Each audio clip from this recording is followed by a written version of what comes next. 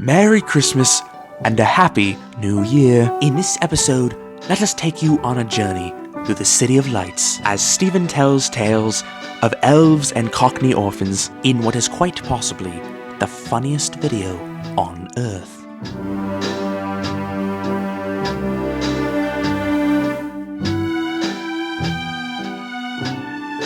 Welcome, everybody. My name is Stephen James Swinford, and I'm here with my co-host, Jacob Swinford. You can't really see anything, but we're in a car. I don't know who owns this car. We didn't check with. Anyway, we're looking at Christmas lights, reindeer, some snowmen. Huh? Oh. You're a mean one. How does it go? I've never seen that movie, so I don't know. See, like, this is what I'm talking about. These people, which you can't really see it on the camera, I feel like these kind of people are the ones that are going to get an eviction notice at any point now because they don't have Christmas lights up. Not because they don't have Christmas lights up, but because they're the kind of people that are likely to have an eviction notice on their front door. Do you agree, Jacob? I didn't hear you. What? As you can see, we've got some purple lights. That's a new one. We haven't seen a lot of... I can't look at the purple lights for a long time, though, because it makes my vision go blurry. Does it for you, Jacob? I think you said that before. You said that violet lights before. No, I said There's the one Oh. right up there. See that the person's porch lights right there. They're red because they didn't want to hang up lights. So, but is that legal? Side note: something that I noticed while going through this place is there is a large variety of black sedans. I don't know what that's about. If you leave a comment. You know something I just realized? If someone was homeless, why don't you just go up that mountain and then make a tent? This is the place that we stopped in Canyon, smelled weed, and that's why we turned around, because the reason that I said holy shit earlier, Jacob, by the way, is because when we got the coffee for the really hot coffee, you just like instantly took a huge swig of it, and I was like, what the fuck? Because I was like, I don't know how your tongue can like withstand the This wasn't that hot. I actually remember seeing the train house last year to the right.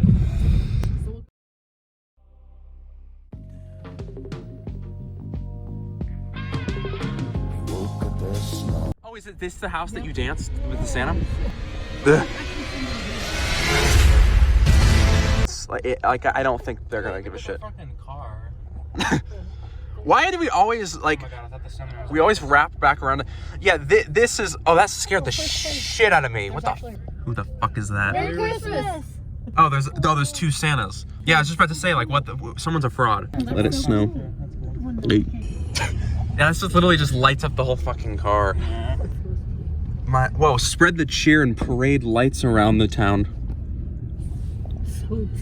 I'm very upset to say that we've been on the road for quite some time now. I'm not really sure how far our destination lies ahead of us, but I'm starting to lose hope. For the last few hours, there's been a lack of Christmas lights, which goes to show me that we're getting farther from Jesus' love. I think that if aliens were to come to the planet Earth and see Christmas, they'd probably want to leave. We take trees, specifically pine trees, we cut them off, and they're alive, by the way, so we're committing murder. We cut the trees down, we shove them into our house, and then we put boxes full of on sale retail underneath. And then after that, we throw the tree away, and most likely the presents as well. You know, there's a huge possibility that Jesus was an alien, because, I mean, think of it. This just in, I see what appears to be a bison. I'm not entirely sure how hostile it is, so I'm going to go ahead and approach with caution. Tip for anybody who is dealing with wild bison: do not approach from the side. Always approach from either the front of the bison or the back of the bison. Never approach a bison from its side. You will be murdered. Now, I may not be able to approach the bison because this snow is more icy than anything. I'm going to use this pole to solidify my stability. I am making my way towards the bison. How come Nature Channel people are always Australian? All right, I'm back. It's been a few hours since my last conversation with the audience. I don't I'm not entirely sure where we are, but I wanted to go ahead and do a quick thing. If you're hanging up American flags as decorations for Christmas, I'm sorry, but I don't think that's I don't think that counts. Jacob mentioned earlier, and I mentioned that it's for some reason when it snows, it looks like it's like the sun's coming up like at any moment. Oh my God, I just came up with a Christmas song. Wait, are we getting pulled over? It's a snowing in the gutter. It's a snowing in the gutter. Come on, Jacob, sing. It's a snowing in the gutter. Snowing in the gutter. I'm a homeless Christmas man. This is hard. I can't write lyrics. At what point is something a decoration, and at what point is something not a decoration? Because in my eyes, if something is on your lawn, it doesn't necessarily mean that it's a decoration. However, if it like lights up, perhaps, and you only put it up on Christmas, it could be a decoration. But cars light up, and maybe someone bought a new car on Christmas. So maybe if someone had a new car in their driveway on Christmas, you can count that as a Christmas decoration. Am I wrong? I'm dreaming of a blue Christmas under the sea. We have reached a public restroom. How come someone doesn't make a horror movie that takes place in a public bathroom? I might have to put a seizure warning here because as a film director, I'm also a really shitty cameraman. I just spoke to the driver of the vehicle I'm in and I realized I'm in an Uber. I don't know how that happened, but... You're saving up all your good jokes for your USO comedy tour. You're gonna go overseas, Afghanistan, entertain the troops. Oh, I forgot to mention that to the audience too. Yeah, we actually are gonna go on tour. We're gonna be going on tour in the Caribbean. What's like a place that we can go that's like on tour? Jacob, what's a place that we can go as of right now that you think that would be financially stable, tour-wise? Yeah, we're going on tour: Greenland, Antarctica, Afghanistan, East Africa, Ukraine, South Russia. Tickets will be available December 32nd. How retarded would it be if someone decided to sell tickets for their tour on Christmas Eve?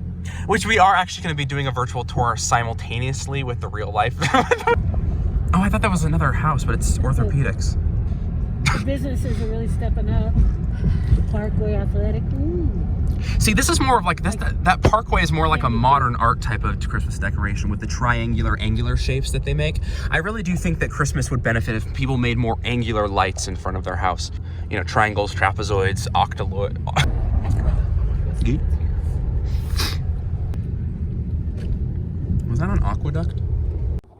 Now the snow that I'm walking through is hundreds of feet deep at some points. There are entire valleys of ravines and crevices underneath the snow that I cannot see right now, so I have to be very careful that I do not fall in one of them. But I'm making my way towards the fence, towards the bison.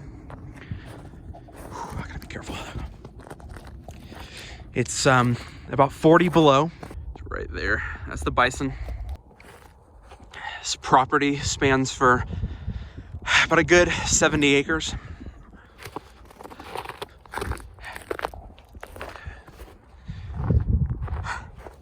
Now, one of the main things about winter bison is it's very likely that they may give you rabies. So make sure that you have some sort of ethylamine antibiotic or methane gas or some sort of turbant antibiotic or anti-seraphine lamictolites. So today I'm here to tell you the story of Santa's final visit to... that's racist. I'm not... Santa came down the chimney. He had himself a casket. Holy shit. Praise Jesus. Jingle bells, jingle most of the way. Now, a lot of you may be familiar with the story of Santa and how he came to be, but a lot of you might not, so let me tell it. A long time ago, there was a young boy who had no family. He was in an orphanage. Inside of the orphanage, they had this tradition where they would go outside and they would cut down a tree and put it in front of the fireplace and see how long it lasts before it caught on fire. Little Saint Nick was not so fond of this as much as his peers were. So one day he decided, how about we move the tree away from the fireplace and we stand around and we sing songs? His parents and by proxy, the people around him and his peers thought that this was a really stupid idea. And so, he ended up doing it by himself and he loved it. This was the only time that he ever really felt free. But he thought, this is missing something. And so he ended up making little people out of paper mache. Anyway, later on, he ended up becoming good friends with an older boy. He was around 17 at this time, and the older boy he was friends with was 19. And this older boy's name was what the fuck was his name? Krampus. Wait, he spoke to Krampus one day in the cafeteria. And in the cafeteria, Krampus had been explaining how much he hates his children. And Santa had come up with a deal. Sorry, his name wasn't Santa yet. Saint Nick had come up with the deal with Krampus. His deal was to make a list, and on the list were going to be lists. I completely forgot to talk about the presents. Okay. So, rewind. Krampus doesn't exist yet. So Saint Nick had come up with a tradition of taking boxes and making toys for his friends and putting them under the tree and putting labels on the boxes for whose presents are whose. Earlier on, he had come up with an idea of not labeling the presents and then having the children fight over whose presents were whose. Later on, talking to Krampus, he came up with the idea to make a list of children who are good and children who are destined for hell. He ended up growing older and he went out of he ended up, graduating from the orphanage, and when he did, his friends didn't come with him. He ended up living through his life and doing a bunch of stuff, and when he reached 60, he realized that he hadn't done anything that truly meant anything. And he ended up marrying someone named Mary Claus. And he didn't like tradition, which I know is stupid, is weird, because Christmas is, based on tradition, but he didn't like tradition, so she didn't take his last name. He took hers. So anyway, when they got married, he changed his name. He actually changed his first name as well, which a lot of people don't know. His original name was, I can't really remember, but so anyway, the story goes that he changed his name to Santa Claus after marrying Mary Claus. I don't know why he changed his first name to Santa. No one really does, but we're going to move on. One night when they were watching the Mary Tyler Moore Show, Santa had come up with a great idea of building a sleigh. Mary said, "Now, why would you want to do a silly thing like that?" Santa came back with something along the lines of, "You don't know what I want, woman. You don't control my life." In which he went into his backyard, went into his shed, and he went to work. He ended up building his sleigh, and the scent of the pine wood that it was made of attracted the scent and noses of a variety of reindeer. It scared the living shit out of him at first. Santa ended up okay, hold on. Finally, the next day, after he had finished building the sled, Mary Claus asked him why he had done such a thing, and he finally explained to her his revelation. His revelation was that perhaps they would have a better life if they were to move to the seclusion of a. The next night, after Santa had finished building the sleigh, he heard a knock at his door. He thought, what was that? And he went downstairs and tiptoed down into the chimney and saw a very small man coming out of the chimney in the fireplace. The small man was carrying milk and cookies. Santa asked, "Now, why are you carrying milk and cookies?" He hadn't seen small people before, so this was odd to him. How does the story go? Santa Claus and his wife had ended up moving into a really nice small cabin home. In the cabin home, their marriage ended up becoming kind of a stray after a while there, in which Santa had come up with the idea of bringing back the tradition that he had in the orphanage. But he thought, something is missing. So he ended up having a very nice conversation with his wife and asking, what does she think? Because as we know, kids, a successful marriage is the product of compromise. So They sat down, had themselves a turkey roast. They sat down, they had themselves a turkey roast, and they considered, you know, why don't we invite family over? And after bringing the tradition back, they thought it needs something else. We need to be able to spread this tradition across the globe. So they decided, why don't we start a factory? And inside of the factory, we make a slew of random toys and other shit, and then we put them in the boxes, and we drive around town and give them to people. Santa, however, thought that this might be illegal. He wasn't really sure if going from door to door and giving random children presents wouldn't come across as creepy and a crime. Why decided, why doesn't he on Christmas Eve, he decided on Christmas Eve he will crawl down the chimney. So he decided that he would crawl. So he decided that why doesn't he crawl down the chimney of the people and leave a nice little surprise. They don't have any. Their parents live with them in an orphanage. They are defunct of joy and Christmas spirit. I should have probably also mentioned that Santa was a Christian. Santa was a huge believer in Santa was a huge believer in paganism. And within paganism, there's a belief that if you stand around, this is so fucking offensive. There's a belief in paganism that if you stand around in a circle, and when I was a young lad, we would visit our grandmothers, and we would there was a play pace, it was a variety of interesting things, interesting galore, interesting things that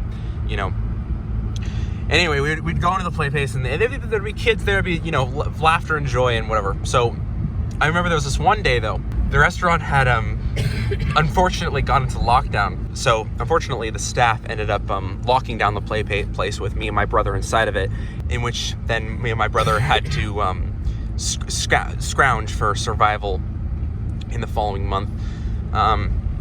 We ended up being rescued.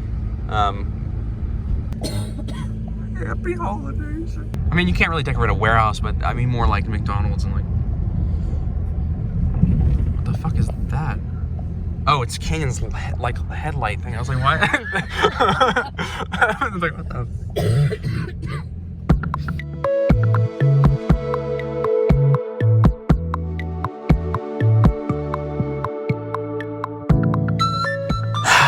Son of a bitch. Well, it appears we're at our journey's end. Oh, Riley, yum. So they ended up getting on the sleigh and this was in the 1940s, by the way. And what a journey it has been. But don't be sad that it's over, for it isn't the journey that matters, but the friends we make along the way. We have reached government territory. Currently outside of Sector 7. We might die. Like, that was bigger than I thought it would be. And so they continued their journey through the night into the wee hours of the morning, with a full stomach of eggnog and roasted almonds, for we have reached the beginning of the end. You guys ever wondered what the Anonymous Chicken Studios look like? Here we are.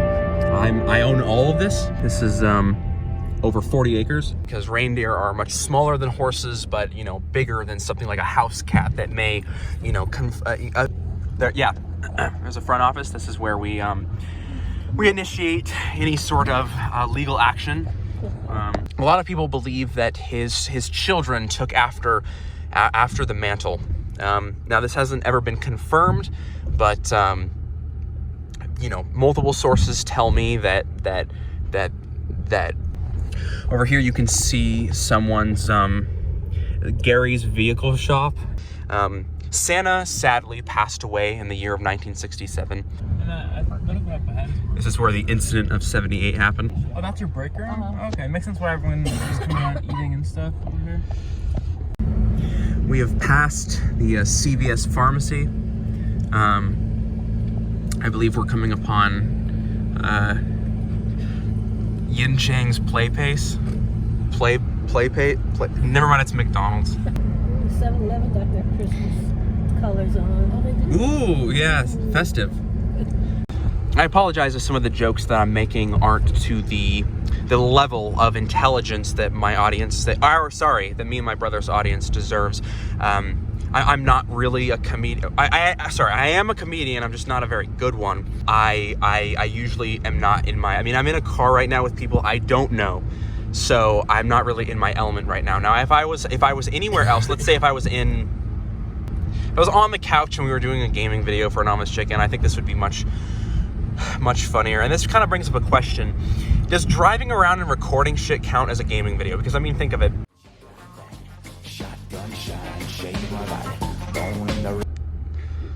Where the fuck are we? So we may or may not have violated some state laws, and so we are back in the Anonymous Chicken complex. I'm gonna go ahead and give you a tour of our Christmas decorations. First of which is over here in the kitchen. As we can see, we have a slew of food items here, all prepped for the bacon. And we have this. I'm not sure entirely where we found this, but it's we decided it would be festive since he's got colored hats, stuff like that. Over here, we got some more Christmas decorations. We've got a what I believe to be a South Himalayan lamp. It's pretty festive. Over here, we have a cross. Let me go ahead and plug these in. It took fucking forever to light up. What the fuck? I'm gonna get electrocuted. Okay. I didn't get electrocuted. We're good. So, here we can see our Christmas tree.